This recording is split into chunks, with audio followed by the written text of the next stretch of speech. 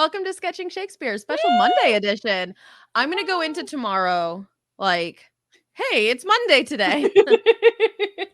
Yeah, I have no concept. Today is technically my Saturday, so I don't even know what I'm doing. Like, I got nothing. Yeah, it's a weird kind of a day, but I'm excited to be here. Swan, I'm excited to be doing some Sketching Shakespeare with you. I'm excited to do this scene.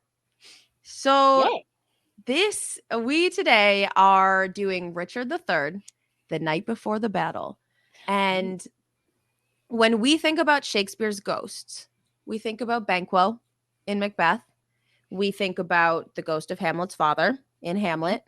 Those are really the ghosts, I think, that if you say like ghosts in Shakespeare, those are the ones that people will talk about. Oh, I have a question from the episode that we did for P2M. The Joan of Arc ghosts. They're the other ones that I think of. The demons, the spirits. We talked about them. That's the only one I've got. That's it. So, okay. So we are in Richard III. So yeah, you think about all these like famous ghost scenes. And then there's this nugget of a scene in Richard III that I feel like nobody ever talks about, but it is spooky. It is amazing. I'm going to read through it. I'm going to kind of go through the scene because there's just nothing that can compare to some of the lines in this, like just straight up. So, whoop, no slides. I don't have any slides. Share screen. Beep, boop, boop. All right, so we are in Act 5, Scene 3 of Richard III.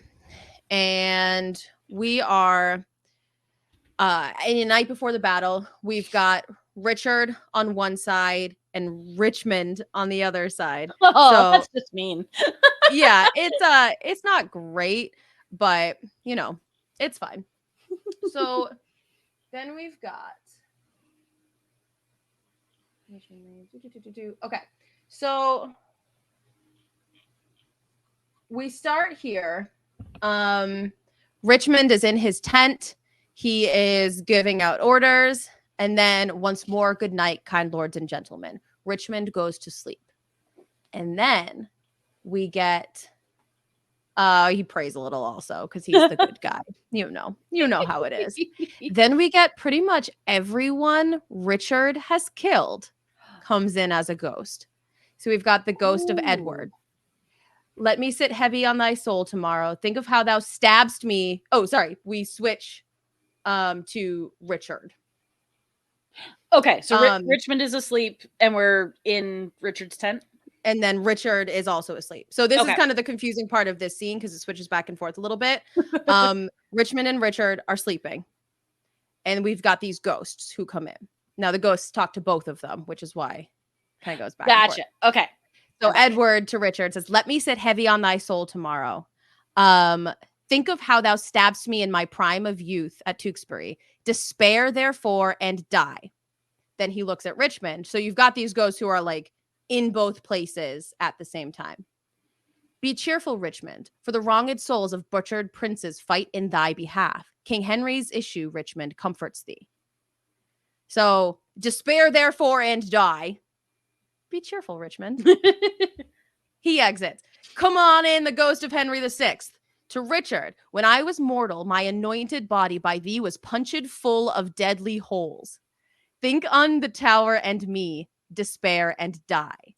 Harry VI bids thee despair and die. To Richmond, virtuous and holy be thou, conqueror. Harry that prophesied thou shouldst be king, doth comfort thee in thy sleep. Live and flourish.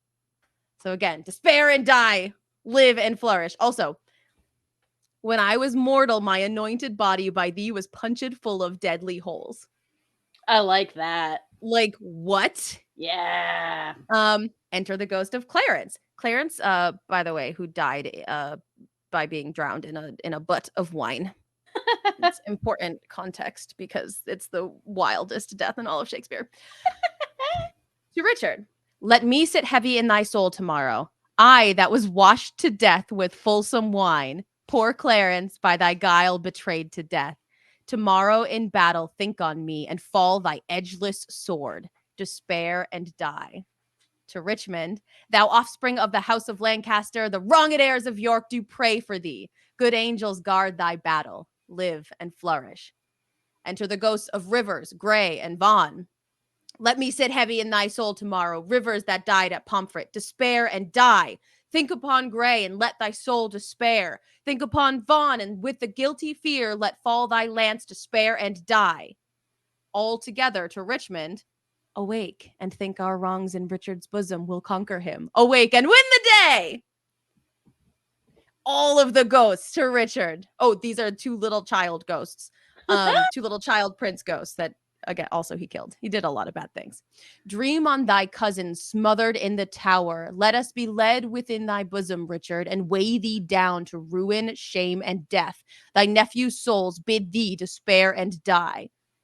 Sleep, Richmond, sleep in peace and wake in joy. Good angels guard thee from thy boar's annoy. Live and beget a happy race of kings. Edward's unhappy sons do bid thee flourish. Enter the ghost of Hastings. Bloody and guilty, guiltily awake, and in bloody battle end thy days. Think on Lord Hastings, despair and die. Quiet, untroubled soul, awake, awake, arm, fight and conquer for fair England's sake. Enter the ghost of Lady Anne.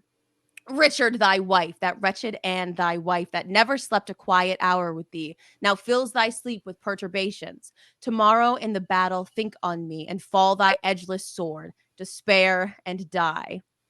Thou, quiet soul, sleep in a quiet sleep, dream of success and happy victory. Thy adversary's wife doth pray for thee. Ghost of Buckingham!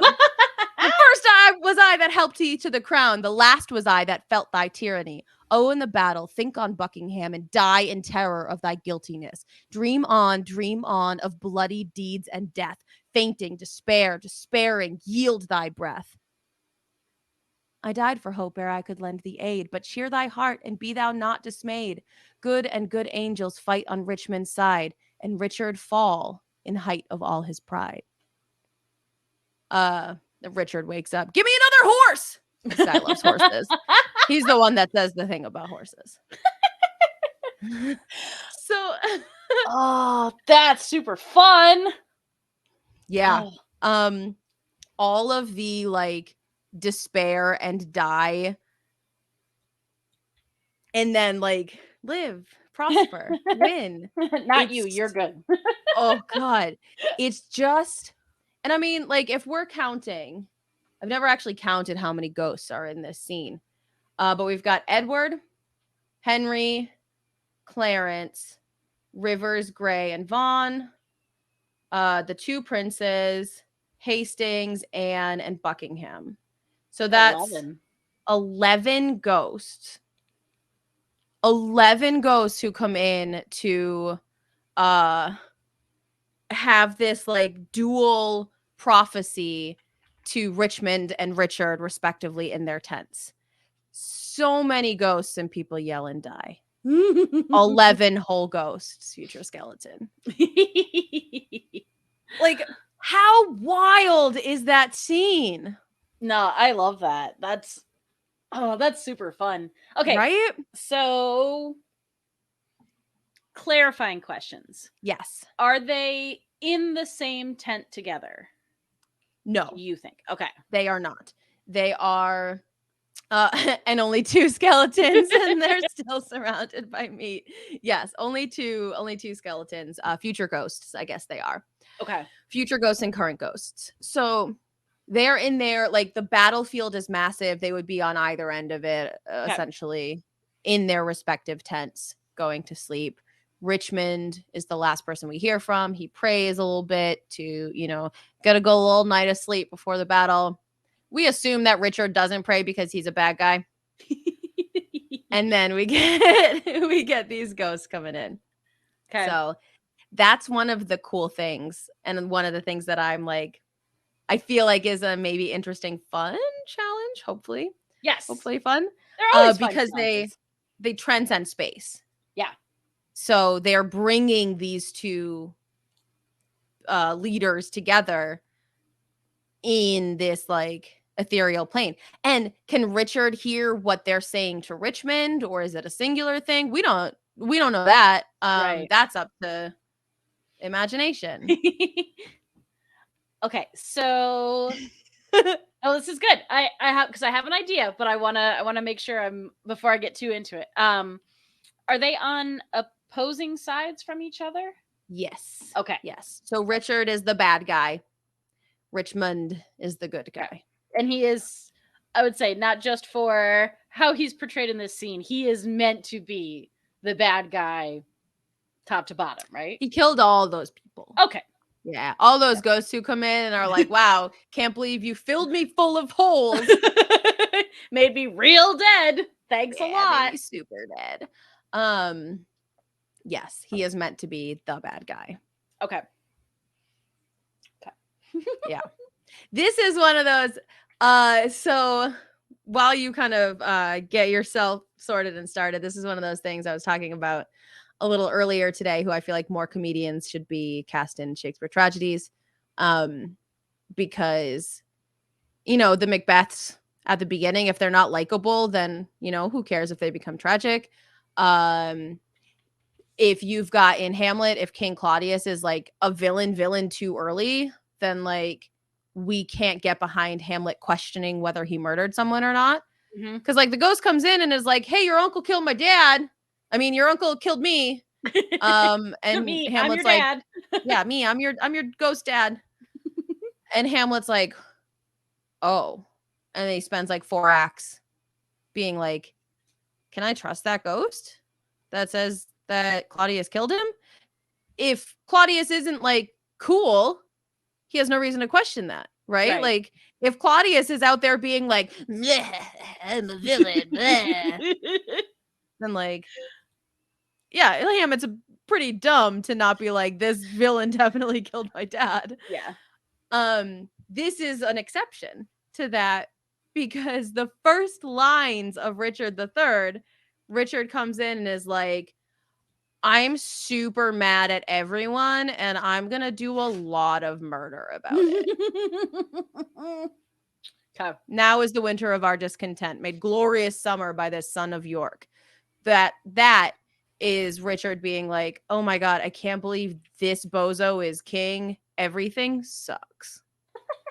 I'm probably going to kill them. And he looks at the audience, and it's the same thing as Iago and Othello. He looks at the audience and he's like, what do you think about me killing everyone else here? And the audience just sits there like, and yes, Richard is like, cool, guess I'm gonna do it. Yeah. This is like villain territory right off the bat.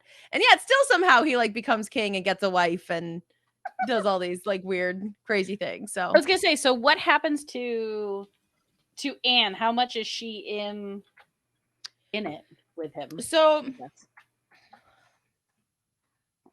that's one of the weirdest scenes in Shakespeare, because basically he killed her husband.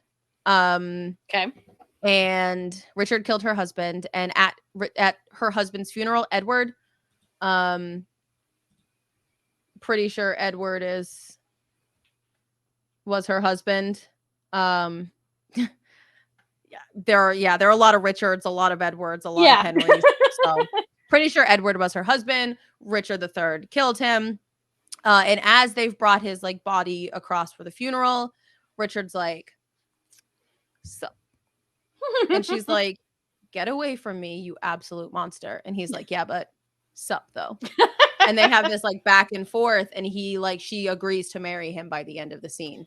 Oh, jeez. And it is like one of the toughest acting challenges in all of Shakespeare. A lot of people play it as he's very charming. I don't know, like, okay, I don't know. Yeah, no, that's an interesting. Now, is it a? I'm sorry. Now I have so much new information to process with this. Is it a, if I don't marry you, you'll kill me type thing? I mean, spoilers. Doesn't seem to matter. This is not one of the scenes that I know very, very well off the top of my head, but I'm pretty sure he's like, hey, I did you a favor by killing your gross husband, because now you can marry someone like me. Okay. So, Yeah, you'd have to have a really, really charismatic Richard. yes. Uh, Let's see. How does she die? Because Future Skeleton says Maui singing "You're Welcome." Pretty What? much. Pretty much.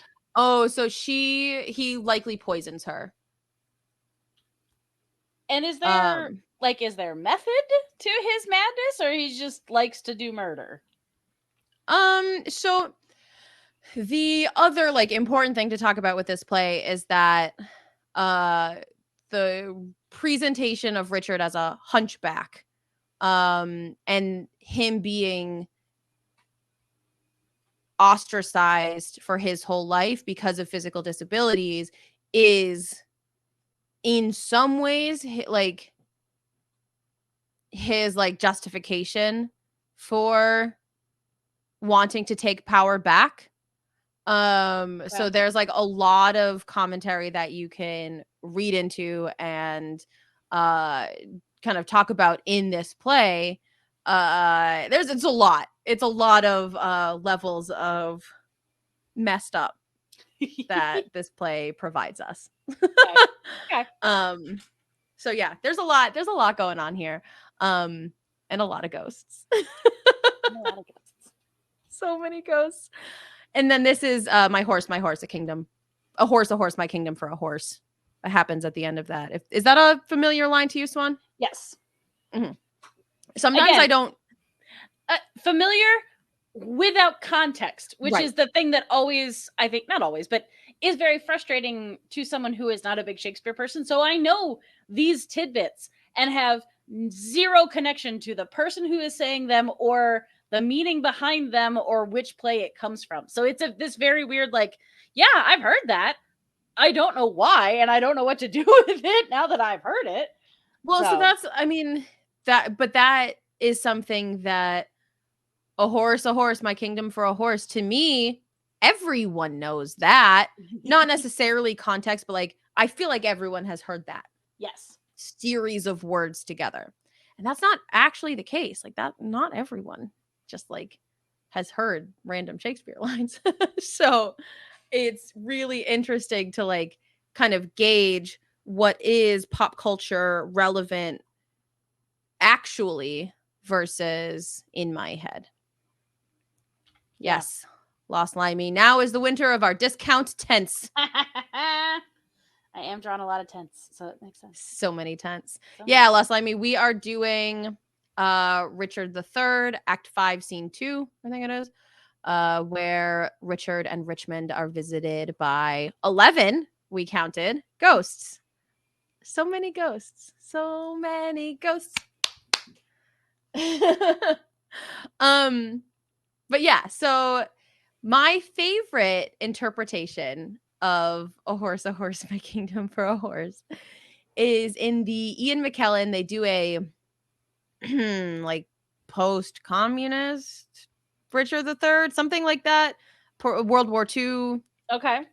Something along those lines. I can't super remember what the construction of place and time is, but he's on the battlefield and in like an army car, like a little like a open top Hummer kind of thing. Yeah. And it won't start. And the key's in the ignition and it's like ma, ma, and he's like, a horse, my kingdom for a horse. Oh my god, that's so good.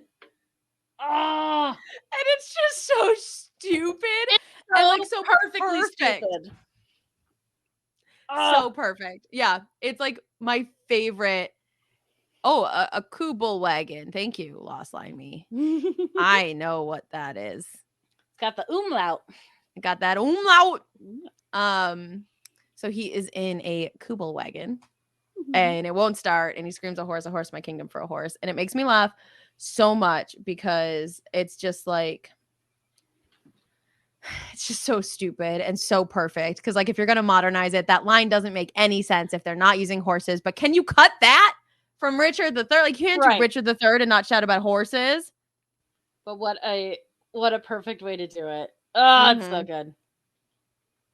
Yeah, it gosh, it's wild. The way that people can take those key moments of Shakespeare and kind of turn them on their heads is incredible. But also important to me as a novice Shakespeare person that, like, I love, a deep Marvel Easter egg. I love, a one-off where they're like, "You said this thing," and now all the nerds are absolutely crazy. And I love that in Shakespeare too. I just don't get the joke most of the time. So I love that you took something that you knew had to be in there because it's what people are going to know, Mhm. adapted it, and so it's that much funnier to someone like you who knew that was coming, and for the rest of us just like, "Oh my gosh," we get to still be included in that moment, and that's really clever writing. Yeah, it's like if they did um if modern film was something that they did over and over and over, right? Like if they did Star Wars as a play over and over and over and as an adaptation over and over, if they don't include like the Luke I am your father bit, everyone like Right. that's what people are there for. Yep. And it was Yep. funny, kind of speaking of that, because a couple weeks ago, Mike and I went over to a friend's house. They had just cut Hamlet to see. They wanted to test out, kind of see what it read like. Is it going to be 7 hours long? Is it going to be, like, what's this cut like? Yeah. So we went over just to read through it. And Mike had never read Hamlet before, had never like really never seen, never read, never experienced Hamlet full out. And every like 2 seconds, he leaned over to me and he was like, "They said the thing. They said they said it. He said the thing. He said the famous thing." But he said it over and over and over. And it made me realize, because I know I could probably sit here and start at the beginning of Hamlet and like go through the whole thing. Like, I've got a decent amount of Hamlet memorized, not by choice, not by practice, just because I'm so exposed to it. Yeah. But for him, who has no exposure to it, to be like, "Oh, like I recognize that line. I recognize that line. That's a famous line, a famous line, a famous line." Yep. I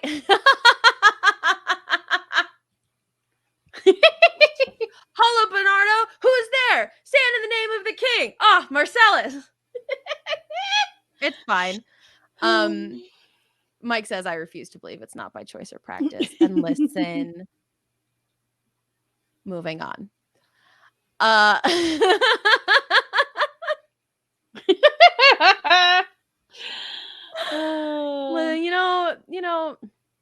okay. Anyway. Yeah, there are just so many famous lines in a play like Hamlet. Jeez, y'all leave me alone. Ace says, "Knowing Steph a little bit, I'm inclined to agree." Y'all, sometimes you just sit and read Shakespeare to yourself because you want to. Mhm. And if those words stick in your head forever, it's not your fault. You just have a freak memory that absorbs Shakespeare for no good reason. Could I not have a transferable life skill? Could it not be like, "Oh, you're good at this thing"? No, it's just that Taxes taxes. just make sense, and I just know what to do every year. But no, the Battle of Wits from Princess Bride I can recite beat for beat because that lives in there forever. Swan gets it. Forever. Yep. Like, it's not, you didn't sit down and say, "Hey, I'm going to memorize this." I'm just going to keep watching this scene over and over just so that I can make sure I get it. No, it just. Right. Because, like, listen, y'all, there are things. A buddy of ours has a new podcast all about the Western Conference of MLS. And in the beginning, there's a little ditty that lists all of the teams. And like some of them he refers to by like the acronym, like FCD. Some of them it's like the Loons. Like some of them it's like the mascot name or whatever. Did I listen to that on repeat 15 times just so I could sing it along? Yes. Yes, I did. I purposefully memorized that.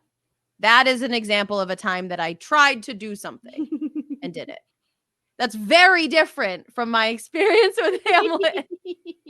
So there is a difference. It's an important difference.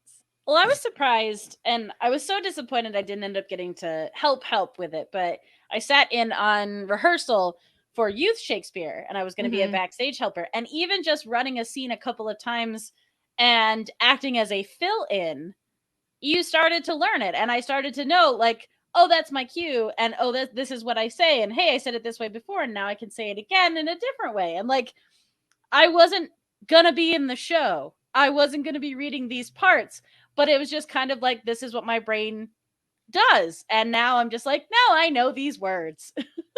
You want to know part of why that is? Yes. It's a little thing I like to call iambic pentameter. And it is why you will see pop songs written in iambic pentameter, because it is a very memorable cadence. It sticks in your head. One of the first show we ever did for Walking Shadow was Much Ado.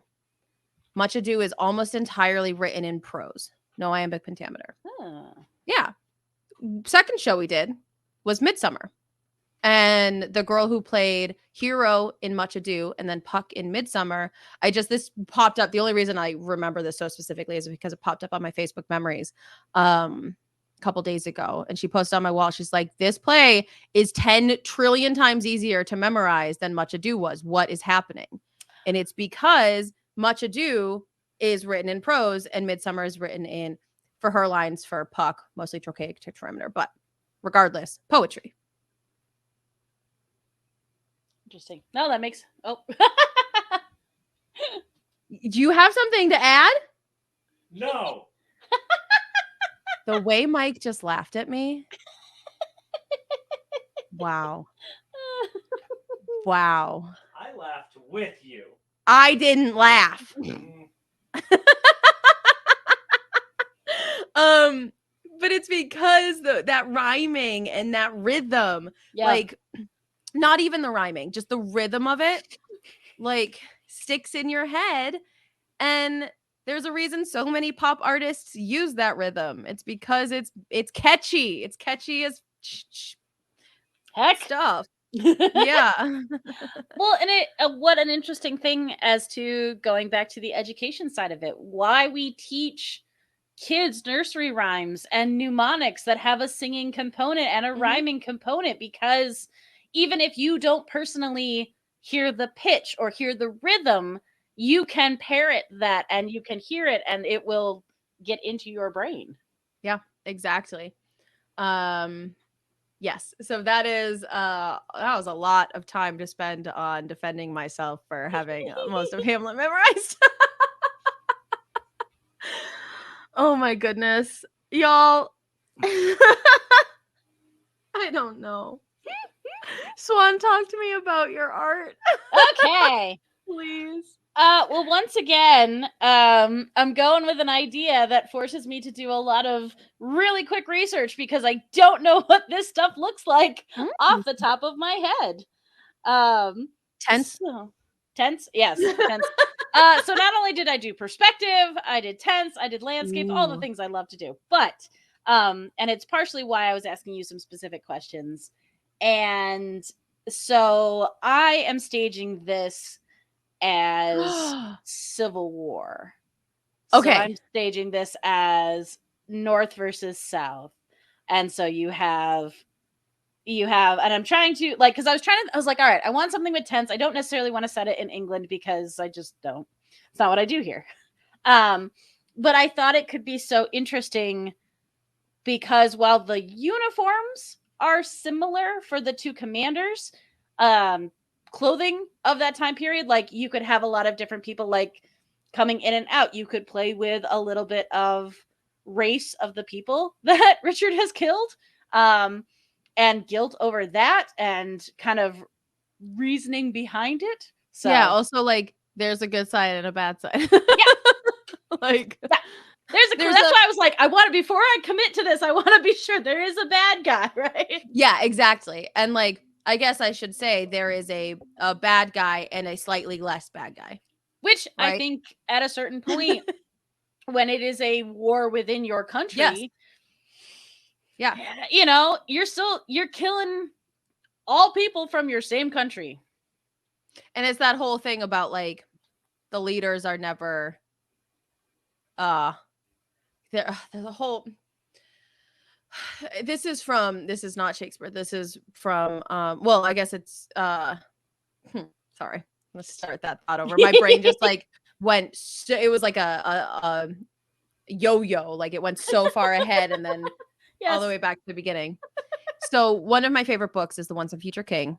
And in a lot of that, Merlin talks to Arthur about might versus right. There are so many wars happening.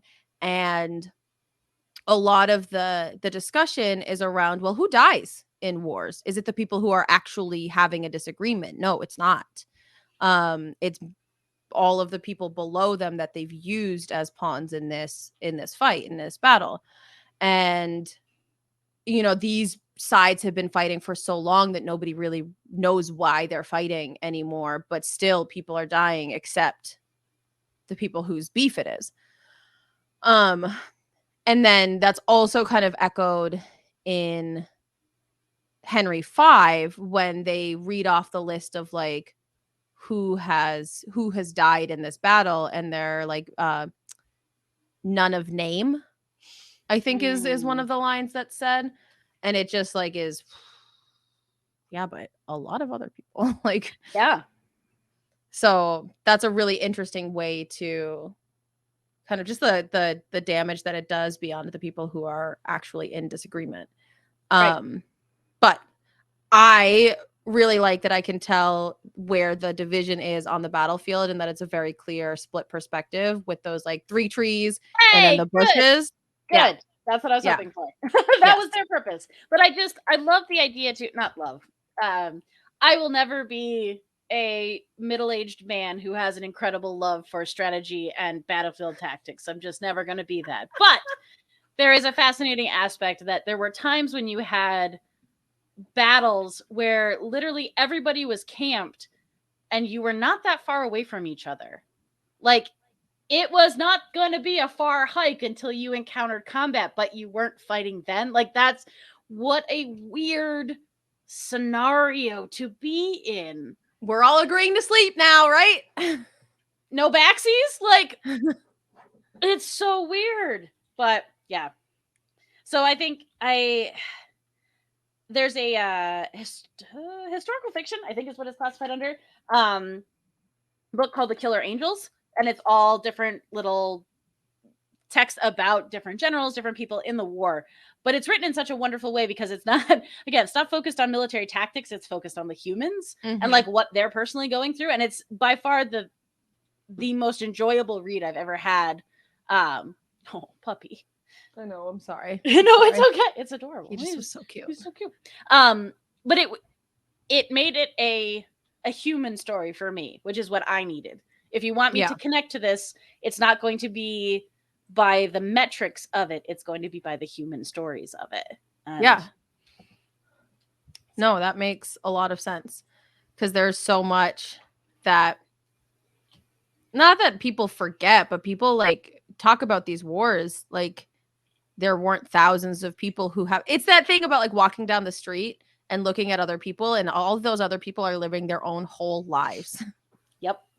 It's just that weird perspective shift of so much happening in the universe beyond you. Yep. Yeah, it's crazy. Is he cleaning a gun?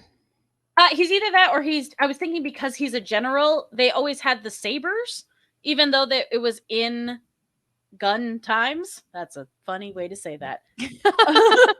I was just thinking, which again, like they always had like the saber as well, which I felt like was just a part of their uniform. And he's like sheathing it. Yeah. So it was something where it was very clearly an active, I'm focused on the killing and the other guy is focused on the praying. Yeah. Okay. But I love that a lot. It looked to me at first glance like he was rowing. Because when you said Civil War, the first thing I thought was like the Revolutionary War because Yep. I'm a dummy and I thought No. about Washington crossing the Delaware. And I was No, like, I had to do a couple of them. Like, this is right? Yeah, you know this. Mhm. I'm like, is it? Okay, yeah. you know what I love about this? Just Swan straight up reinforcing the stereotype that everyone who's left-handed is inherently evil and a product of Satan. You know, Swan, I didn't think you were like that. I really thought I could trust you. I thought that Yeah, I guess if it's on his right side, he would be left-handed. it's And it was just because Maybe- I needed him facing this way so that they were facing each other. And I'd already set him up on the left. That's really funny. maybe he's got a mirror in his tent. Maybe it's like it's Yeah, a mirror image of this is him reflecting. I will say I do love actually that's an interesting question. Do you make decisions on left-handedness or right-handedness intentionally sometimes, or usually it's just because at one point you showed them doing something because you needed them to be facing a certain way. Now all of a sudden Richard is left-handed because you drew this panel. Honestly, so much of the time I'm getting a script. If it's not stated, then it's more I let what I think is going to be a great setup shot work. I Mhm. think the one time that really came into play ish, okay, maybe one of two times, is the character I was drawing, the main character had a tattoo on her arm that she was talking to. So now all of a sudden, every time I stage a scene, if the tattoo is talking to her, I can't have her facing away and you could have a little bubble coming from it, but you don't want every shot. So Right. now I'm cheating, like whichever arm I've cheated forward with that. Now I need to keep figuring out ways to have that side of her looking that way and her talking that way. So like little stuff like that. But yes, there's definitely been times where I was just like, okay, well, I guess this is how we're doing it now because that's what I drew, pages before. Yeah. And there's been a couple of times where like I'll flip things in the scene or switch things around and I have to make sure like I drew people in a car. So even if I was unhappy with how a scene looked, I can't flip flop it because now all of a sudden they're driving in a different country. Like, Right. So left-handed, right-handedness, not a ton. Yeah, but a lot of it I would say just by accident, as it sets up the scene. Yeah, I think that's super interesting because I wouldn't have ever. I'm always like, anytime there's someone who's left-handed on TV, I'm like, Mike, look, and he's like, what? And I just expect him to know that I'm excited because someone's left-handed. Like anytime someone's writing or doing whatever with their left hand, I just get so jazzed. And I don't think this is, a question to all you righties out there, but like that's not something you notice, is it? No, but again, the world will filter us, so it's very easy to do it. I will notice there's not as many people who like do close-ups on people drawing. But if you have someone who's writing, how someone holds their pencil is very fascinating to me. Like I will get really overly excited about that. I'm like, look how they're writing, look how they're holding that. That's so weird. And that's whether it's right-handed or left-handed. Yeah. I think it's also because usually you don't have characters actually writing. Yeah. I'm looking for the this writing. Yeah. Like, I don't know how to get all of that. This is basically how I write. Like, I don't know if you can see how hard, like, oh my goodness. Yeah. This is how I hold a pen. Like, I don't know. All of my elementary teachers, you know how those triangle grips? Yeah.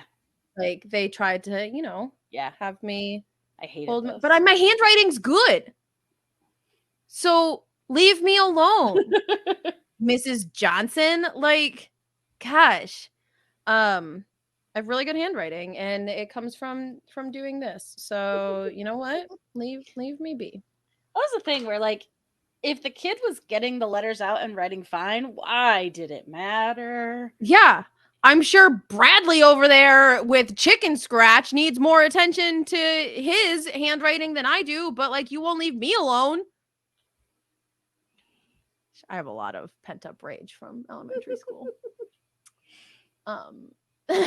Yeah, I think that's really interesting. I always notice lefties, even in, comics. But I had never thought of whether it's an intentional Yeah. decision or not. I like the idea. I like the idea for anything. And this, extends from people right-handed or left-handed to people with disabilities to people of color to all of these different things where there is a moment taken to make a conscious decision to do something that, at least for me specifically as a white woman, that might not be my immediate first thought. Like, hey, I could make this character a character who looks just like me and be done. Or I'm like, okay, so what if I did this? Or what if I did this? Or what makes this character special or unique or different, or just different from me and my life experience. So I like when there's that kind of moment to consider that and say, well, what if we did this? Does this change anything? Or is it just a fun little thing that now people get to notice? So yeah, now, I just think now I'm going to be thinking about it. I'm like, what hand are they writing with? Right. Yeah. It's such a weird, because it's not an oppressed population, right? Like it's not something that is really like, people are like, oh, representation matters with handedness. But no right-handed person I've talked to has ever noticed someone on TV writing with their right or left hand. Definitely not in a, this is the first thing I'm noticing. Right. And it's such a weird perspective to be like, yeah, that's the first thing I notice. And yeah, I'm the only lefty in my family. My grandmother's hand was tied behind her back. Her left hand was tied behind her back in Catholic school. So she likely would have been left-handed, but that got Catholiced out of her.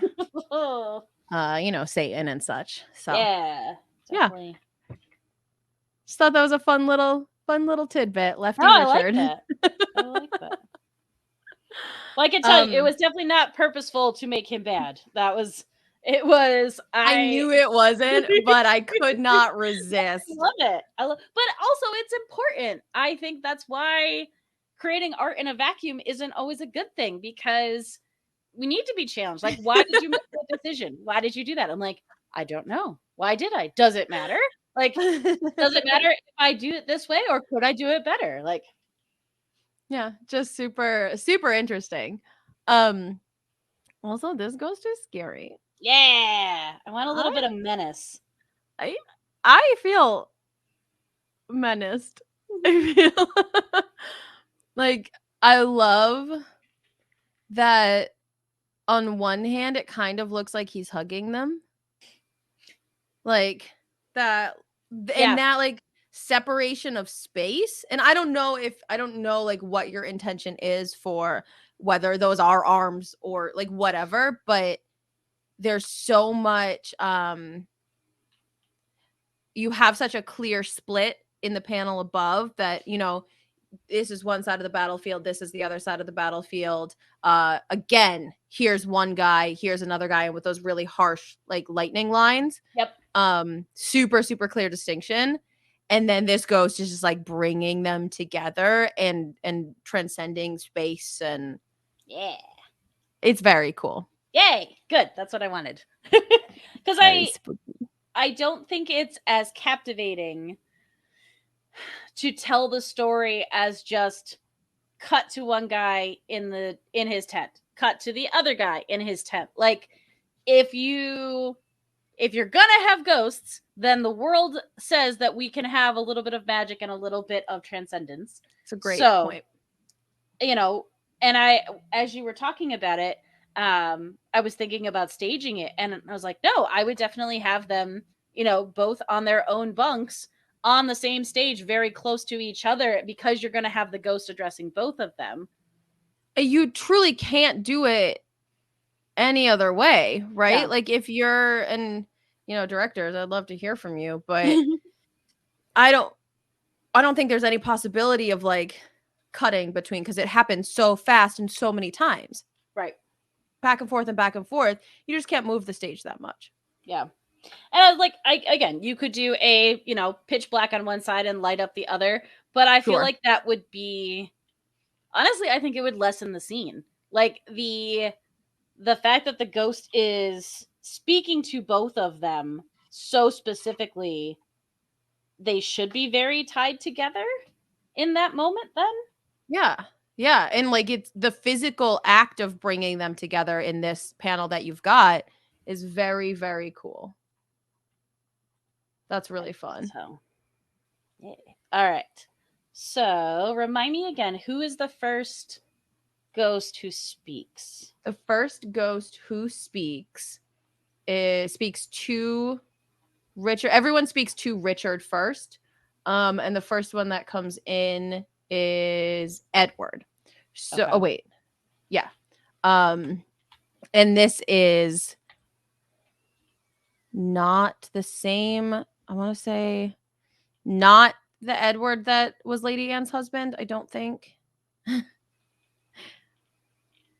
Let's see.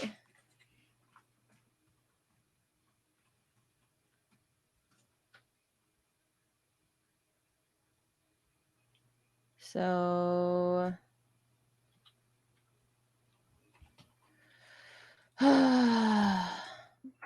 there's just so many of them, because I think he isn't Edward, but like his king name was Henry, so that's why I'm. Oh, jeez.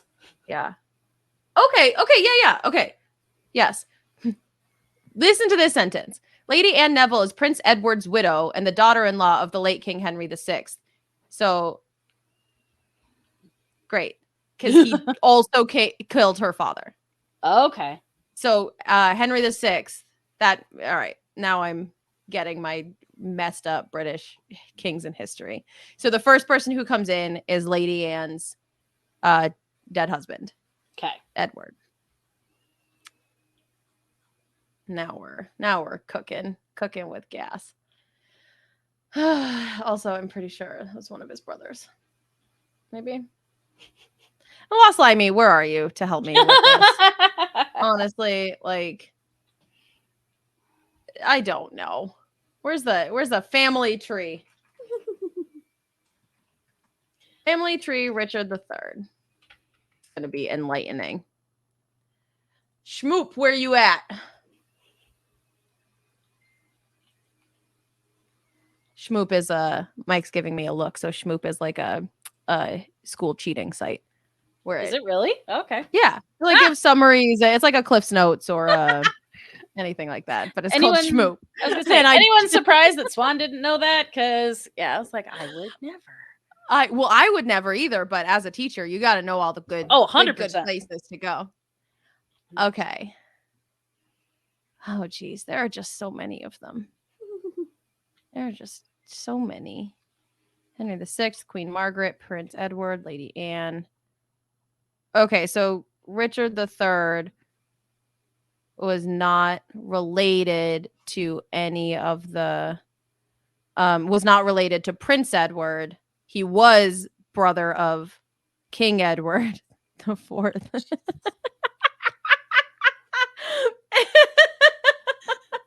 This is a time where I'm like, nope, not an auditory learner, definitely a visual learner. And uncle to a different Prince Edward. Like, this is why I will never be able to get it right. Yeah, Ace says Edward IV is brother to Richard III. Edward IV is different from Prince Edward and also different from the Edward who, yes, Richard had a son called Edward with Anne Neville. So she basically named their son after her dead husband that her current husband had killed. So what's up, Kurt? You're here just in time for a British history lesson. Yeah. So there was a podcast I was listening to and they did a wonderful job, but they broke all of this down because it was talking about this specific like correlation to Shakespeare and the line of like succession and how it gets weird because you have someone who is like, okay, so there's 4 siblings and then this guy's kid, but he isn't of this birth, and like, but his and I was just like, you are saying it so clearly, and yet my brain can get none of this. I get nothing that you're saying. Yeah. And like Vineyard Warrior says, names were scarce. Like, yeah, you were like an Edward or a Henry or a Richard. And then when you're king, like you're named something, but then you can be something different. Like Richard III was the Duke of Gloucester. So in Henry VI series, Richard III shows up, but he's not called Richard III because he's not king yet. Richard III is his king name. So he's Gloucester through the whole play. And he's Gloucester at the start of Richard III. The play called Richard III starts with the Duke of Gloucester saying, now is the winter of our discontent. I'm super grumpy. I'm going to kill everybody. And then his character name changes when he becomes king. That's so bad. It's just... Yeah. Yep. Good point. VO by Kurt. They just added the additional titles so people couldn't concentrate on the inbreeding. Also. Yep. Not wrong. Not wrong. So it's a very confused and confusing series of names. Yeah. Well, and this one I think especially because it is actually real people. Like these were real humans. Yeah. It's not even like Shakespeare getting lazy. No, I was like, this is the real shit, and it's somehow more confusing than the play where people are dressing up as the other gender and, you know, fooling each other. Like, what? Yep. That's it. There you go. Welcome to history. It's the Loki Thor play in New Asgard. Yeah. Which I love so much. It's so real. So real. I love this floating bed in like nestled in monster space, ghost space. Like been like, is that Richard or Richmond? This is Richard. Okay. So not nestled. Bad, like jostled in ghost space. Yeah. Great. He's gonna be sweating at some point if I get in there. Because he's having a bad dream. But I want to have like, especially the first ghost, because it's the introduction to the, all words just escaped me, supernatural elements of this. So like that first one, I want the menace, I want the kind of fear for him and the cursing for him, and then to somehow have them then become more benevolent in a way in their actions towards Richmond. So I got to figure out how to switch from one to the other. But yeah, but again, I like this idea of you've essentially cleared away all of the other scenery and all the other setting, and it's now just two cots sitting on stage that I can now then essentially have 360 degrees to play with and move around. So as the ghosts interact with them, like they're very tied together in this, and we've left the physical plane and now we're in this own space. Yeah, that's super cool. Like that's it, and it looks like this wild, like nebulous, like it looks ghostly. And I don't know, this is another one of those like times that art is magic to me, is that I accept that it's like a pillow of ghostliness. Like I can see that it is tangible and also ethereal at the same time. Like he's sitting in this pool of ether or whatever. Like it looks so real and also so like ooh at the same time. I like that. Good. It's very cool. Yay. Did you choose red as your base color because it's ghosts? I didn't. I think I went with because I was pretty much settled on the Civil War, so I knew we had both flags were going to have red, and then this is one where I was going to really try and see if I could pull it off without utilizing the very specific colors of gray and blue to show which character is fighting for which side. Yeah. So we'll see. That is fun. We'll see if if I successfully do it. Just remember, you got a left hand versus a right hand. That'll solve all your problems.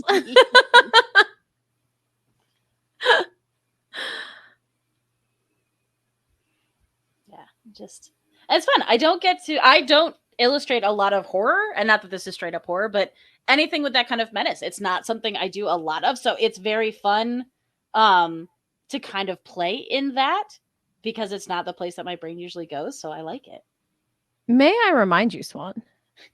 When I was mortal, my anointed body by thee was punctured full of deadly holes. That's pretty horror-y. It's very horror-y. Horror-y. Horrifying is the word. I like horror-y. Horror-y. Horror-y. That's my vocab is top notch today. Just real peak. We've got real peak brain work happening. Yes. But yeah, horror is probably hard, right? To draw? For me, absolutely. I have friends who are also artists who are excellent at it. And I think it absolutely take thee to a horror-y. It's Giphy, but yes. I think it's all practice. I think where I really shine is emotions and body language. And I think some of my friends think that I am good at that, and they are not.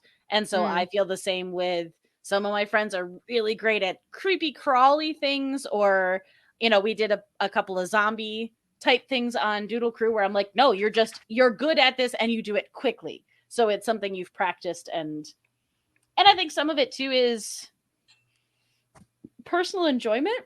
Sure. I hate horror movies. I don't read a lot of horror books. And so I don't like to open the door in that part of my imagination because it upsets me. So it's a weird, like, things that you would learn from watching horror movies. And I'm very much of it's so much scarier if you don't just see it. Mm-hmm. Like, if you're left not sure what it is that you're hearing and seeing, that's so much scarier to me than just straight up gore porn or something. Yeah. I laughed because I had this same conversation with Mike this morning. We're going to go see Nope tonight. And he's like, do you want to go? And I said, no, I don't want to. I don't want to see this movie. But I recognize that it will be incredible and I should see it. And I would like to have, to go and experience that. But there's nothing in me that wants to see this movie. Mm-hmm. I know that I am going to be miserable tonight. We're going to come home and I'm going to have to watch 6 episodes of Blown Away in order to recover from this horror movie, because I get so viscerally upset by movies like this that it's going to be it's going to be a rough night. You're going to tweet at me, make sure I'm doing okay later. But yeah, I understand what you mean. You don't really want to, it's going to affect you. So part of it is protecting yourself. But then also there's this whole brilliant genre of people's art that you respect and want to appreciate. Yeah.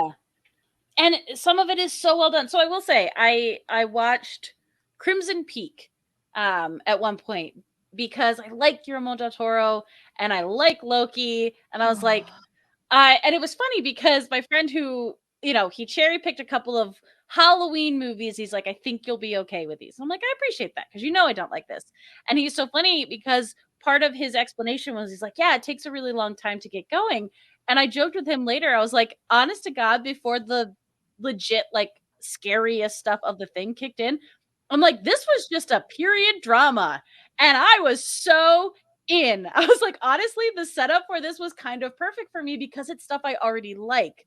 So you had me okay, I'm kind of in on this. You got gothic horror type stuff, and it was a little bit more visceral than I would have liked, but I was more in it than I would have been had it just been these teens are stuck in the jungle and bad things are about to happen to them. Great. Yeah. So it's really interesting that you say that, because Pan's Labyrinth, I think, is the greatest movie that's ever been made. And I won't watch it ever again. I watched it once. And I think that I don't I don't think that a better movie exists in the world. And I have no enjoyment from it. And like part of it is because like the setting is so fat, like oh god, just the way that they take. I'm really interested by exactly like you were saying earlier about like that book you read about the Civil War that takes vignettes of real people. Like this is a war story, but it has nothing to do with the war. Mm-hmm. It is a personal like the way that one child has been affected by all of this that has happened, and like oh god, I'm sweaty thinking So, about it. as you were talking about Nope, like I would love to watch Get Out because I know it's phenomenal. I don't think I can do it. Took me like 3 years to watch Get Out. Yeah. And again, I always tell people, I was like, no, you don't have to go on this journey with me because I'm going to watch it in the daytime with all the lights. I might talk through it a little bit because like, this is how you're going to get me through this. There is no other way for me. Yeah. That's why I said to Mike, if we don't go see Nope tonight, I won't watch it. Yeah. Like I won't, if there is an opportunity for us to go see it now, and I know he super wants to see it, and I know it's going to be brilliant. But otherwise, I would find a reason to just not watch it for another couple of years till I'm like ready and I've seen all the spoilers, Yep. Honestly, and it's, and I know it's not true for a lot of other people, especially people who like horror, but it's like, if you could honestly spoil some of it for me, it would be better because then like I would just be a little bit more game for this. You know what? Do you think I'm having a moment right now? Do you think this is why I like Shakespeare?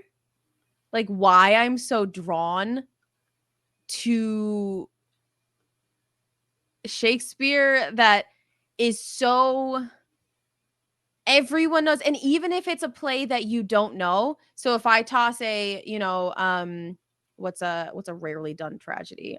People do the tragedies all the time. People like, I guess if Troilus and Cressida, I would say. Yeah, but Troilus and Cressida isn't a tragedy. It's a problem play / romance because nobody really dies at the end of it, but also nobody really gets married. It's just like a whole thing.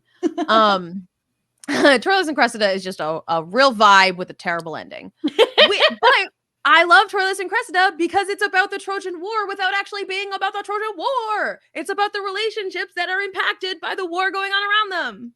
Okay. It's why The Great Comet is my favorite musical. It's about it takes the 80 pages of War and Peace that are like about the peace. Like it's the fighting's not actually happening. It's happening in the background, but it's the people who are like having. Anyway, we've stumbled on a theme here tonight. But yes, I think also the fact that for some of the tragedies, you've got somebody at the top of the play who's like, hey, guess what? Everybody dies. And so that's what's going to happen. Which almost sometimes I'm like, I love this because then I start to, like you were saying earlier, if you have people who are charismatic and you get attached to the characters, even the fact that you know that their ending is bad, you're still like, I'm really disappointed. No, maybe this time. Maybe they won't die. Maybe they won't die this time. Yes. It's like when I watch Buffy and I get to Anya and Xander's wedding and I'm like, maybe he won't leave. Maybe he won't leave this time. And then I can't watch the rest of the episode because I know he does. But yeah, there's something about knowing what you're going to lose before you lose it and still letting yourself get attached anyway. It's like there's probably something to talk about in therapy, but like I sat down to watch the 300. I think I talked about this on In Addition. Sat down to watch the 300 with an ex, and I said at the very, very beginning of it, he like really wanted me to watch this movie, and I was like, how many of these people that I've met in the first 5 minutes die? And he said, all of them. And I said, I don't need to see anymore. Like, I won't watch this movie because like, yes, it was a good spoiler to have. And I knew it just, they were too handsome. They were just too handsome to lose.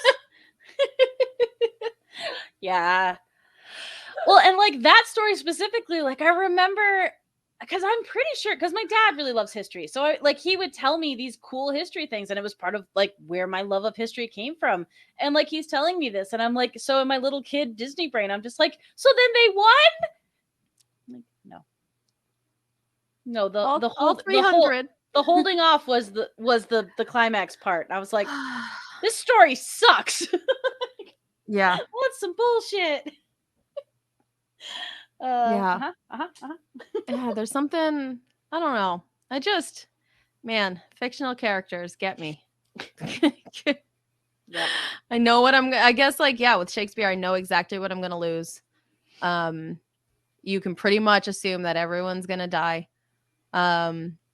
And still you have to, maybe it's like part of the challenge, like everyone's going to die and you still have to, everyone knows it in the audience and you still have to find a way for the audience to connect with them. With maybe that kind of challenge is something that is interesting and exciting to me. Yeah. But well, I will relate it to directly something that I know you like and something I also like with Doctor Who. And one of the more heartbreakingly amazing quotes is from the Ninth Doctor when he said, "Just this once, everybody lives."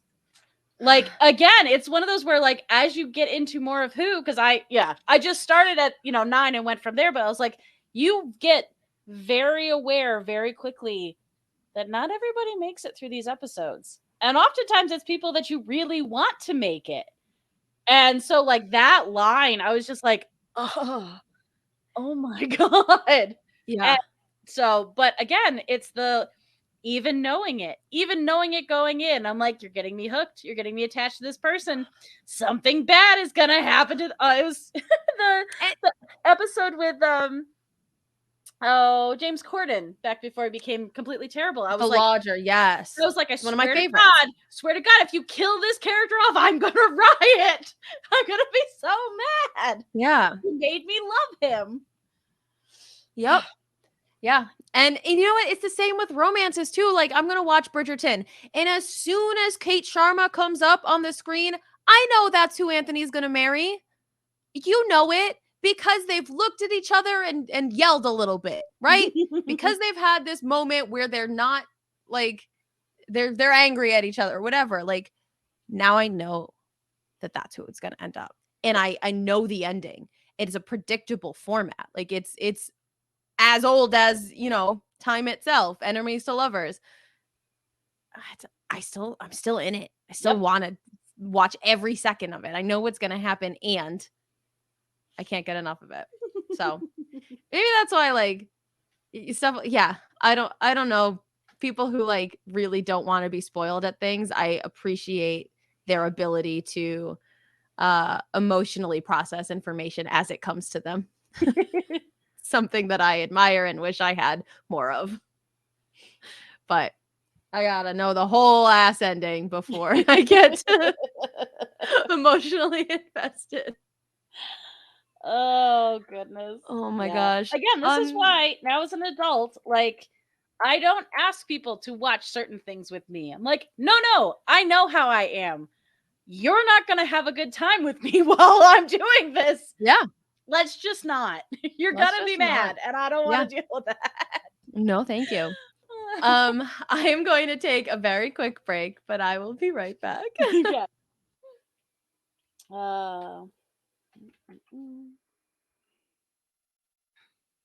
So my current challenge right now, chat, is I'm trying to draw this ghost with some holes in him and have him not end up looking like a cheetah, which is not as menacing. Mm-hmm.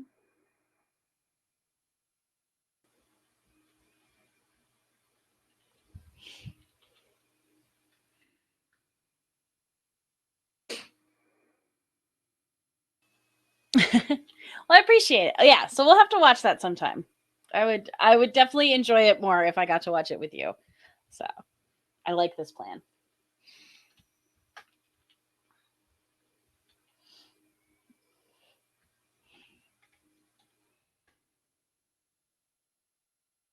Apparently, though, today I just cannot decide what side. I just want to draw everything super big. We can make this a little bit.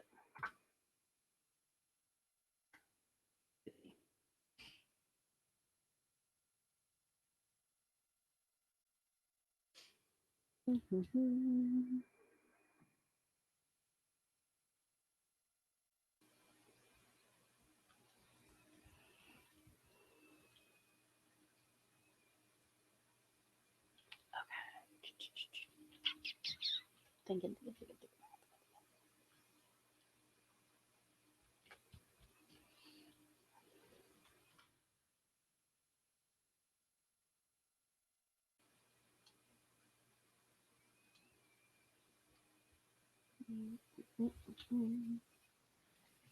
All right. I'm back. Mike just asked me if I needed a water or anything, and I had to tell him that I have 2 half-empty seltzers and a half-empty Coke in front of me that I am working on all of them. I am maybe I'll combine the seltzers, like have a super seltzer. It's going to be black cherry lime. Ooh, That's not bad, right? pretty okay. Like cherry and lime are normal. Some normal flavor. Question for Mix you. it. Who is the next ghost? Oh, next ghost. So we start with Edward, and then we get Henry VI. So Edward's father.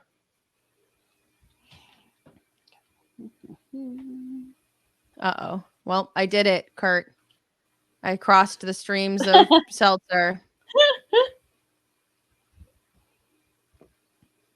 It's not bad. The problem is that the Waterloo flavors are way stronger than the Kirkland flavors, which I prefer Kirkland because they're a little less strong. So it's like a good kind of mellow. I only had a little bit of black cherry and more lime, so it's kind of like an even distribution of flavors.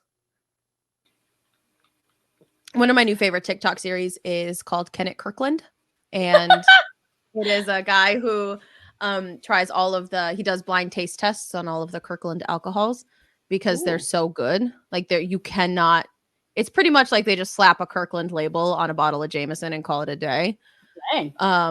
And like no one can ever tell which is Kirkland and which is the name brand. That's impressive. Yep. So those of you with Costco memberships out there, this episode is not sponsored by Costco, but we happily would be. Yeah. I feel like Shakespeare would really like Costco for reasons I don't have it. I don't have it. Oh man. All right, are we on ghost number 2? You're on ghost number 2. Nice.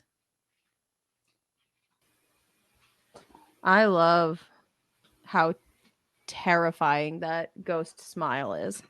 Yeah. I like it.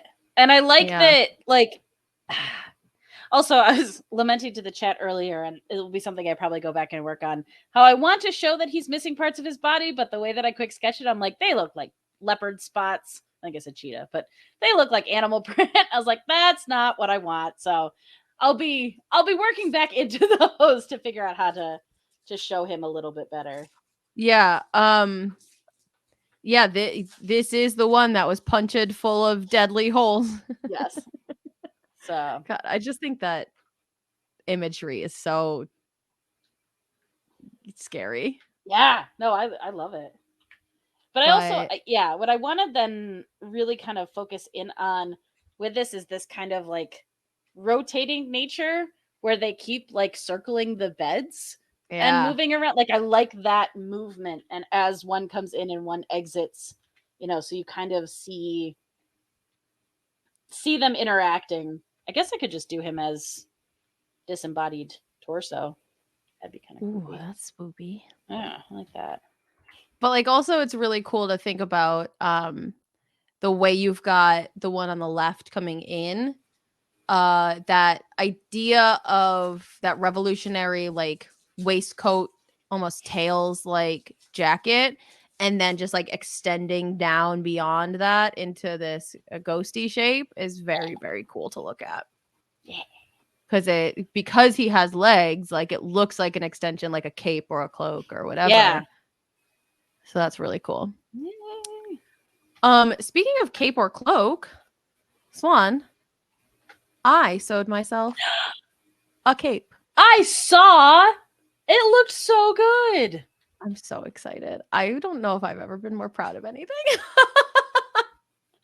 Yeah, I It feel like is a they're cape not with a hood. easy. Yeah, let's.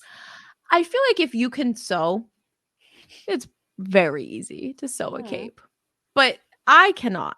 And so being able to put something together, and it was like stretchy fabric, and I had to change the tension, the thread tension, Yeah, no, and stretchy like, fabric is notoriously challenging. yeah, which is wild because like my mom learned to sew on Lycra for skating.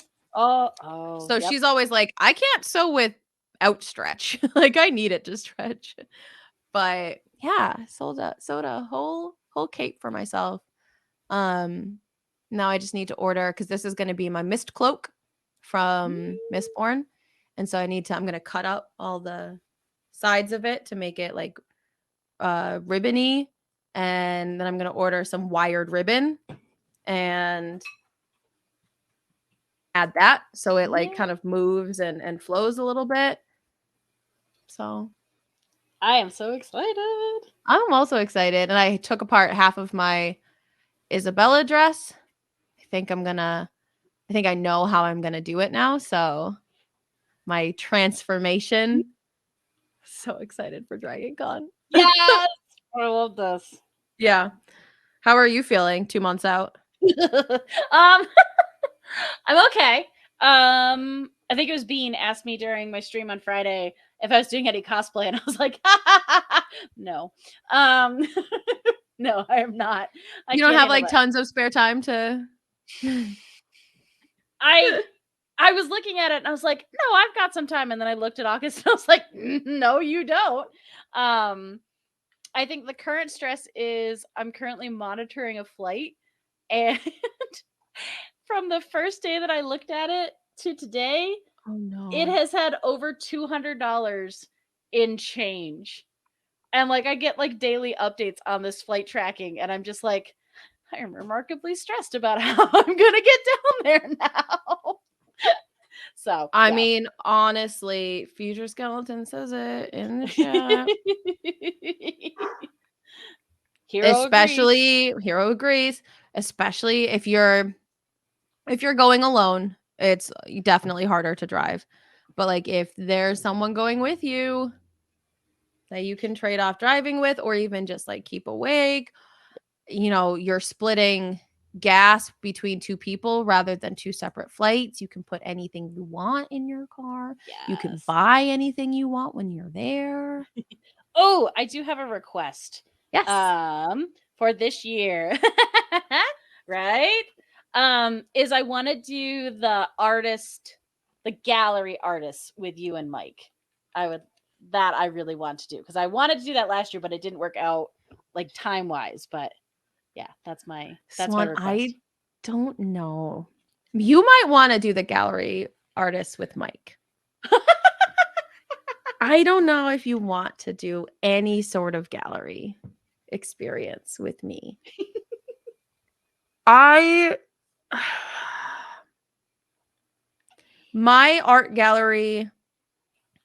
optimal art gallery experience is like 10 minutes start to finish. I look at the art, I see it, I look at the next art, I see it, I look at the next art, I've seen it, and I walk on through. Like I the fewer times that I stop, the better, because I appreciate it and I love it, and I am not the type of person to stand and look at it. Okay. Um, Interesting. This is accurate. And it is something that I'm working on. And we spent a long time in the art exhibit last year. Like we I was gonna say, from the way you described it to me, I was like, it sounded like you had been there for a while. So uh-huh. Yep. And I think I would love to go with you, because I think like when I'm there with someone who can point out things that are good that I can see, or like that are interesting, or cool techniques or stuff like that. I think that makes it more fun and more engaging. But yeah, when I went to museums and stuff like by myself in London or whatever, man, in and out in 20 minutes, like whole ass British Museum. Yeah, good. I'm done. I'm good. I'm good with these rocks. Look at these mummies. I could spend hours looking at mummies. Let me tell you. Egyptian art, you'll never get me to leave. I'm like Oscar Isaacs in Moon Knight. I'm that guy. Like, hey, I don't actually work here, but I can tell you everything you need to know about these ancient things. Oh, I love that. That's really interesting. And I know it's like a flaw of mine that I don't like. I'm not patient enough to like appreciate things in a um patient way. Like I don't go patiently through an art gallery, I guess is I think what he's trying to say and what I am confirming as not a call out, just an accurate statement. But well, it's definitely I struggle from a physical standpoint in that I literally cannot stand for like 8 hours a day. My feet can't do it. I can walk, I can move, but I will lose like it just to stand just hurts after a while. So like galleries are really tough for me if there's not places to sit throughout. So sometimes I will move a bit faster because I was like, there are certain things I want to see, and I don't want to be so in pain by the time I get to them that I can't enjoy them. So also some of them I'm like, I don't care to read all of the thing that the gallery wrote about this. I just don't care. oh my God. Okay. I don't So care. when I went to the Victoria and Albert Museum with my aunt, now you have met my aunt, Yeah. so you have more context for this.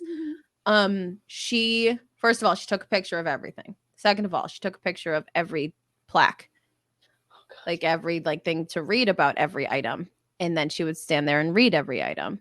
And I mean, we were there till close.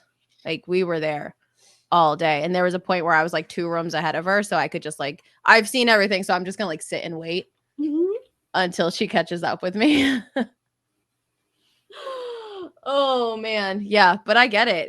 It's tough to like standing's too hard for me too. Like I love like I can walk, but if I as soon as I stop moving, my whole body's like, what's happening? Yeah. Put me down. We're either walking or we're sitting. This is what you can do. Yeah. Those are your options. What is this? Oh man. All right. Let's do it. Let's make it a plan. Yes. But also, again, it's the beautiful thing about DragonCon, like many things, is if for some reason, we move through faster when it's the 3 of us together and there's more I want to see, I can always go back. There is that option. Yeah. It was very cool though to see the different like mediums that people used. Like there was a guy that just did like drums. He just made drums into art. Yeah. And that was cool. Like all of the different types of things that people can do. That's not like just traditional like painted art or whatever. Yes. Like all of the different ways that all the different materials that they used was very fun to see. Oh, that's awesome. It's also so like overwhelming the talent in one little room. It's very just I think humbling as a person who does not do art to see like so much talent in one space in things that you could never even dream about creating. Yeah. I don't know. I'm sure as an artist it's different because like you have things that you also produce, so like it's more of a peer level, I guess, but I think that's generous to my brain. I never think of myself as a peer, even when I'm on the same side of the table as them. That's a different problem. Yeah, it's interesting, and it's what has been nice as I've gotten a little bit older, and it's always the joke that I love is the why buy this thing for $35 when I could buy $90 worth of craft supplies and make it myself? That type of thing. I was like, some of this stuff, I'm like, I am so happy that you make this thing. Now that as cool of an idea, could I go home and replicate it? Sure. Am I gonna? No, I don't want to. I want to buy the thing that you made and never think about it again. You know what I've been doing that lately with? I've been watching too many dice making TikToks where I'm So like, good. oh God, how cool would it be to make dice? I could make dice. I could do that. I can pour a cool resin into a mold, put it in a pressure pot. I don't even know what a pressure pot is, but I could put it in and then take it out and have dice. I will never. But like it's cool to think about being able to do that. Yep. Oh yeah. There's so much stuff. Yeah. So now what I have to figure out, and I'm still gonna noodle this because for some reason I cannot figure out my scale today. Like I know how I want each shot to look, but I keep drawing everything too big. And so it's too wide and I fill up my pages too fast. So I will have to be doing some editing later on. But now I just want to get into like putting down some of the other ideas of how I want to do them and maybe playing with setup and everything. But I want Anne to be in nurse outfit. Just because I feel like that's a very interesting visual. Yeah. You started drawing it, and the first thing I thought was like the English cross on a Crusader's outfit. Yeah. And I like saw like armor, like and then as soon as it was just like the red cross, I was like, oh, I know what that is. But my first thought was like, ooh, medieval ghost. No, but that's very much their like it was kind of their shtick. Yeah. No, it's amazing how similar iconography can be across time, and before you fill in like the rest of the details, like you see that red cross and on like a bib style piece, and like that could be so many different things. And then you start to think about like pulling from like Deeren a little bit on Adventure Incorporated. It's all connected, man. It goes all the way to the top. Turtles all the way down, man. All the way. I love it so much. It constantly he cracks me up. So. Yes. Same. Are these the princes? Yes. I want the I'm leaning into full like Shining Twins vibes. Like that's what I want from them. And I think especially go ahead. I was just gonna say, especially because their lines are said in unison. Yes. And I was like, and again, they could be of any age. Obviously, I'm taking it from this little chunk that I get. I don't know how old they are, but it's so much creepier if they're little. Like if they're still children, they are. That's creepy. So yeah.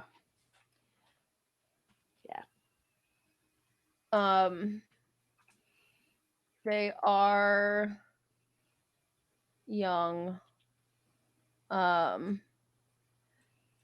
12 and 9. Okay. So they could be very similar in stature. So good. Okay, cool. Yeah. That works.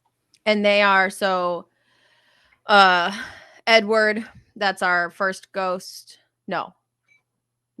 Edward they are Richard's nephews. Not the first ghost Edward, but his brother Edward. It's so sick. It's so sick. It's so much. It's too much. But yeah, so they were the only sons of Edward. And when Richard was vying for the throne, he was like, well, let's just get them out of the way. Now, are they... Oh, I'm going to embarrass myself with history on this one. Again, listen to a podcast. So listening to it in the car without any other context. But there is the mystery of the two small princes who were potentially murdered. Okay. Yay. Yes. Historically, they're just known as like the princes in the tower. And so what is the actual history? It's generally assumed that they were murdered. Because they went in and then they never come out again. And it's the Tower of London, I think, right? Yeah. Yeah. Ha-ha! Some of the Swiss cheese is still hanging on. Apparently there have been some. Oh gosh, I hope Death by Monsters does an episode on them. I was actually wondering. I was like, was it Death by Monsters that I listened to about this? Because I feel like that would have fit. It was something where it was talking about like it was one of those where they voted on it, and it was what was the biggest unsolved mystery or something like that. And like it was shocking that people kept coming back to this is the one where they really want to know what happened. And again, I'm giving very little context for this, but no, that's super interesting because a lot of my history unfortunately comes from Shakespeare, which I know, like I recognize is not the truth, but I haven't done the research beyond it.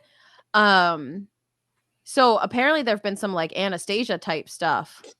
It has also been suggested that one or both of princes may have escaped assassination. In 1487, Lambert Simnel initially claimed to be the Duke of York, but later claimed to be York's cousin. From 1491 until his capture in 1497, Perkin Warbeck claimed to be the Duke of York, having supposedly escaped to Flanders. His claim was supported by some contemporaries, including York's aunt, the Duchess of Burgundy. Oh, geez. Oh, no. In 1647, this is sad. Workmen at the tower dug up from under the staircase a wooden box containing two small human skeletons. The bones were widely accepted at the time as those of the princes, but this has not been proven and is far from certain. King Charles had the bones buried in Westminster Abbey, where they remain. Ooh, this is some... It's real dark. Yeah, interesting. But yes, they were young children.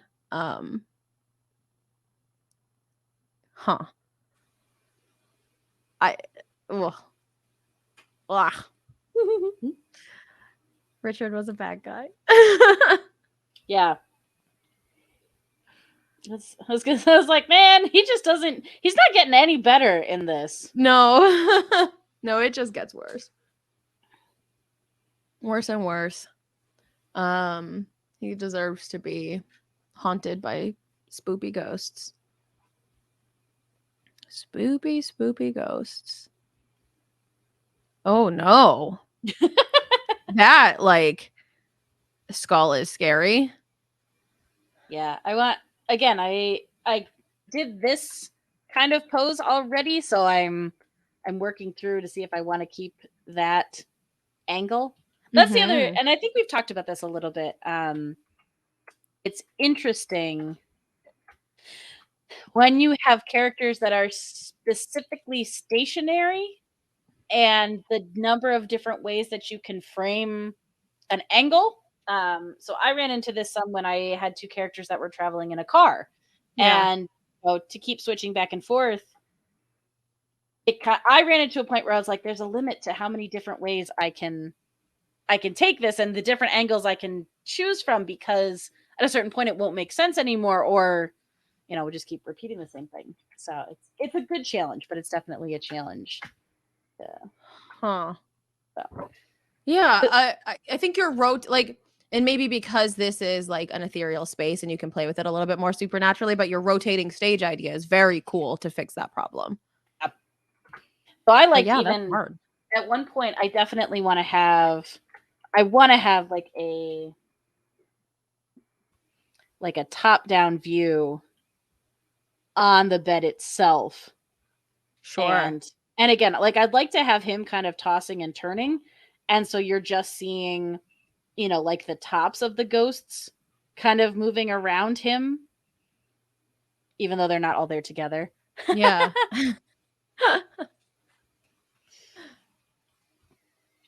But that's a challenge though. Yeah. And I guess it's a challenge for staging too, because what do you do when you have 11 ghosts to keep by number 11? You're not like, okay, we get it, ghosts. Right.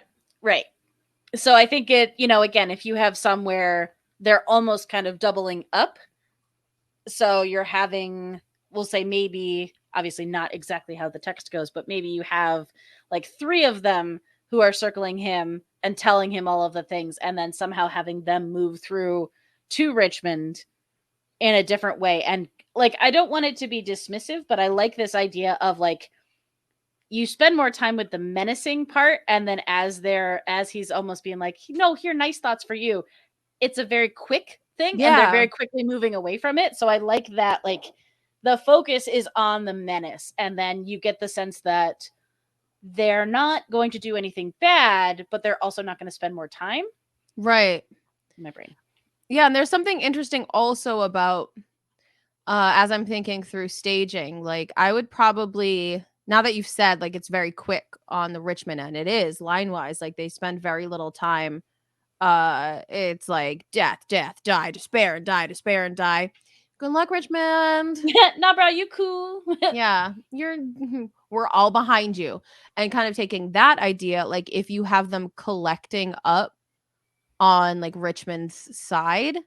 So if you have them moving through and like spending this time on Richard, but then even though their lines to Richmond are quick, like if they're kind of collecting behind him, you get a visual balance to counteract the time imbalance that they spent on each of them.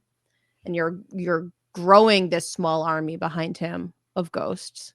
Yeah, which I like, because again, does it in this in the play notes, does it say that they exit, or does it not have cues for them coming and going?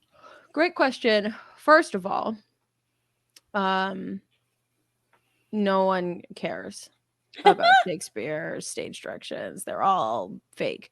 It does say that they all exit. Okay. So they all exit kind of one by one. But if I were directing this, I would literally just ignore all of that. I was gonna say, I feel like there's very few times where that part is the most important part of the scene. Yeah. It's exits and entrances are like a little willy-nilly in Shakespeare. Like you can play with them as it fits, because if there are some things where you need someone to enter in a little early to overhear some last lines, like that can always be really effective. Or a lot of times sometimes you'll have characters with like an aside or a soliloquy at the end of the scene, but no one else has left yet, so you kind of have to alter that, like, because it's easier for someone to say something alone on stage rather than waiting for someone else to leave. Right. Yeah, it's just like you can kind of do whatever you want. There are a lot of characters who don't technically appear in scenes, but should be there. Like they don't actually say enter, exit, but like in the first scene of Hamlet, not the first scene, but the first like everyone's there scene in Hamlet, like Ophelia's not technically supposed to be on stage, but it's nicer if she is, just to give a little bit more context to like the world building. So you can just kind of do whatever you want because Shakespeare's dead and he doesn't care. Yeah. Yeah. Also, again, too, this is the way that he had to stage it, with the people that he had and the resource that he had and the way that stage plays were done does not mean that it is the only way to do it and that we can only ever do it this way from now on. Right. There are like 45 characters in Richard III, and he probably had a cast of like maybe 12.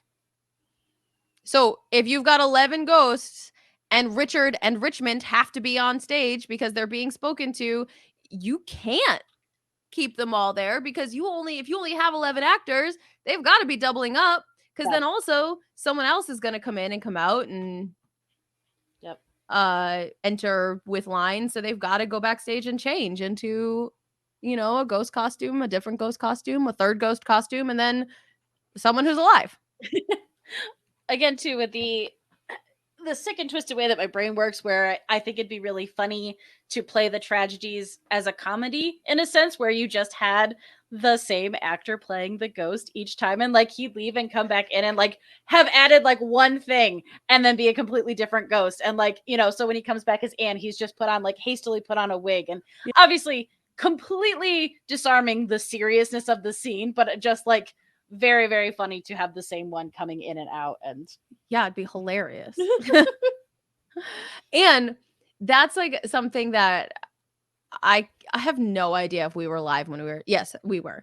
But this is one of those tragedies that is established as a tragedy from the very, very start. So like the levity can be worked in a little bit more rather than like what I've been saying about like Macbeth, which should feel kind of like very funny until the murders really start going. Yeah. Like Macbeth shouldn't be playing a villain until Act 3, really. This one's different, so you can plan some of that comedy for later. Okay. So I think Oh no. so I like again, this is how you got to watch me do it real time. Working through all right, I really liked the positioning of the two little boy ghosts. So now how do I keep them at the head of his bed? Because I think it's so much more menacing to have them talking to his head. Like circling the bed is cool, but also like this is me speaking into your dreams, into your brain. So I like, so you change the camera angle now, so you get to see him physically reacting to like having him gripping the bed sheets, physically reacting to what's happening in his dreams. So I hate this. they're so like the little kid ones are always the creepiest. Like they just his like little body, like and then the on the show. That's spooky, Swan. good. I feel uncomfortable looking at that, which like is the point. You've done a great job making me. It doesn't take a lot to make me feel spooked, but you did it. Yeah. No, this is a very, very cool scene. I like this a lot. And again, I know this is something we've talked about a few different times. Like, it's such an interesting way to jump into a comic because, yeah, I'm getting dark. Hardcore. It's me. I'm hardcore. So much of the I want to spend so much time setting up the scene and getting the audience into like what I'm seeing, but at the same time, like so often that's the least important part, and like getting to the action is the thing that you really, really want. So it's this fun, like I need to spend time on this part because it's important, but at the same time, I'm like, now I just want to do like 4 pages of ghosts like moving around and being menacing. Yeah, it's a lot. And like a lot. Does that make sense? Like yes. It's a lot, but a cool. And again, I think it works. I was gonna say it's also Monday and it's much later than we normally do. Again, I think it's cool. We've talked about tempo and pacing with comics versus stage. Like I feel like with this one, you could build up the pace of the ghosts coming in quicker and either saying their lines quicker or doing that because you're tilting on that. Is it going to get too repetitive? Is it going to start to lose some of its impact because you're just having another ghost come in and saying, I hope you die, but no, you're cool.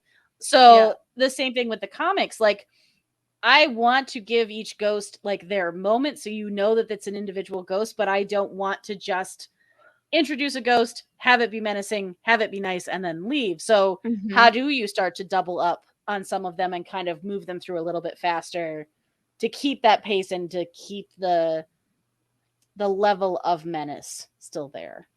Yeah.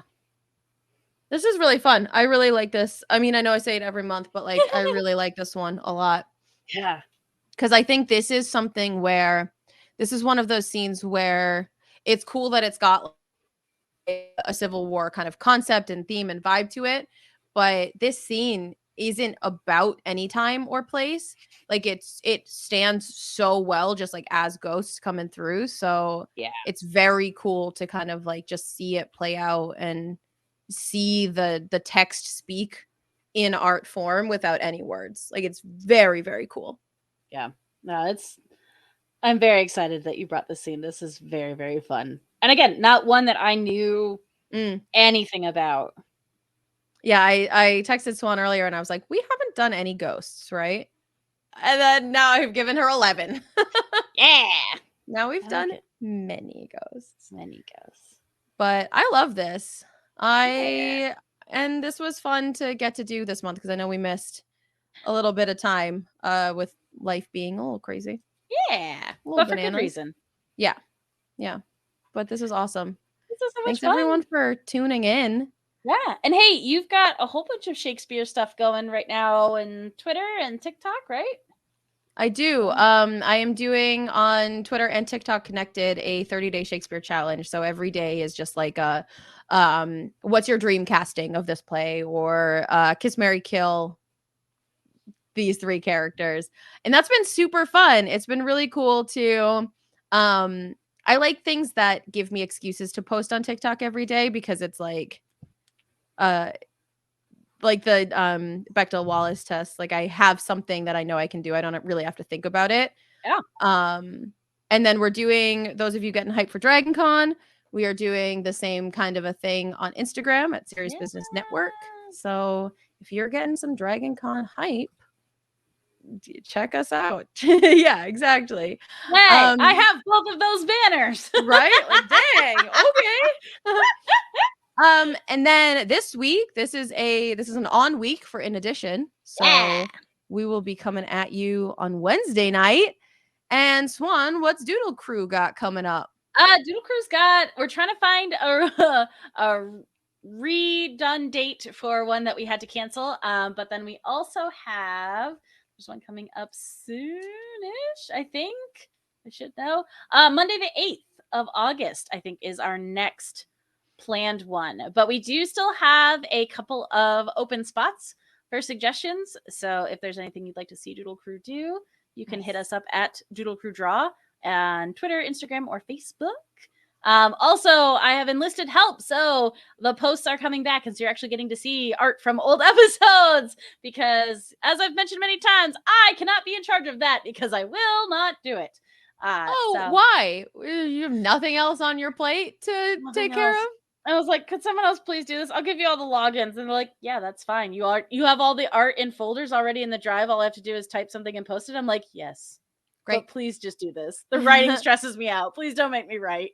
Yeah, no, and that's totally fair. And that's great teamwork to have. Teamwork. Yeah. So I'm hoping, probably not this week at this point, but maybe next week, to have our rescheduled episode for that. Nice. Yay. So that's our sketching. That's our Shakespeare. And this is Sketching Shakespeare. We love you. Goodbye.